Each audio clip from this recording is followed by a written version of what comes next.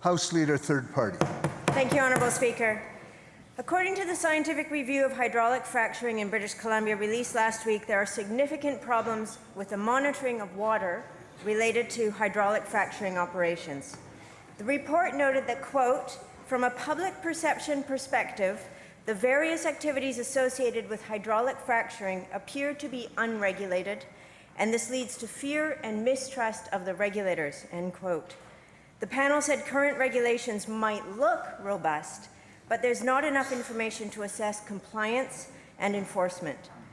Experts from multiple government ministries, Treaty 8 First Nation representatives, and environmental consultants all raised concerns about the lack of baseline water quality data. They raised concerns about stream flow, lake levels, groundwater, surface water, and more. My question for you, Honourable Speaker, is to the Minister of Energy, Mines and Petroleum Resources. What specific actions is the government going to take to track the amount of water being used in hydraulic fracturing operations in British Columbia? Minister, Energy, Mines and Petroleum Resources. Thank you very much. Thank you very much, Honourable Speaker. And I appreciate the member's question. And of course, British Columbians all across the province are concerned about how we manage the land base.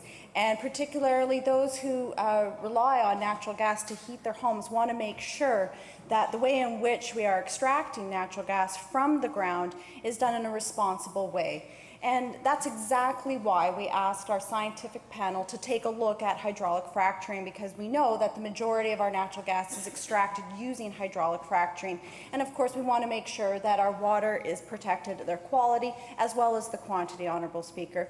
What came back was a very detailed, very technical report with 97 recommendations, Honourable Speaker. We've already started to actually take action. And as I spoke with the scientific panel shortly before we released the report publicly, one of the things that they said was that now is an opportunity to move forward and take action on those recommendations, and that's exactly what we're going to be doing. And we've acknowledged that we will be putting forward an action plan.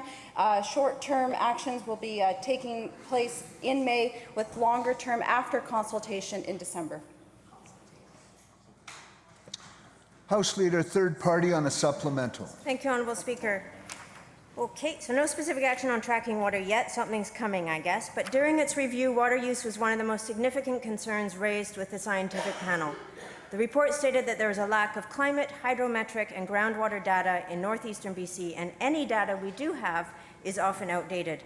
It also noted that, quote, the capacity for wastewater storage is inadequate to meet the anticipated increase in production over the coming years, and also that there is, quote, no solid understanding of the volume needed and disposal requirements for growth scenarios. We need to recognize that we don't have the luxury to waste water in our province. Our climate is changing and droughts are getting longer and drier.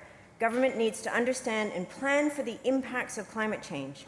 We need to know the impacts of fracking on our environment and on our water resources. We also need to know how or if it can be cleaned up. My questions for you, Honourable Speaker, is again for the Minister of Energy, Mines and Petroleum Resources.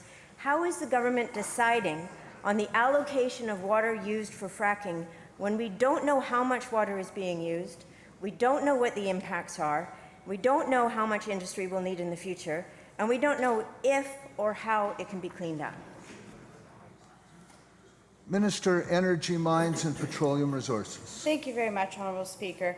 And some of the points that the member raised in terms of making sure that we have a good regulatory system, that we have good information, is precisely why we asked the scientific panel to do this work on behalf of British Columbians, because we knew that that information needed to be addressed.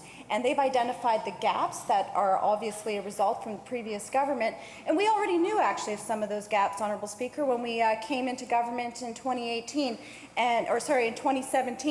And Honourable Speaker, we took action very, very shortly after that. We've brought in new legislation to address the orphan well situation. We started to address the compliance for dams, Honourable Speaker, and making sure that those dams that do exist have the right permits. Honourable Speaker, we've been taking action, and we're going to be taking more action to address this, because after all British Columbians want to make sure that the way in which we're managing our land and the way in which we're managing our water is done properly.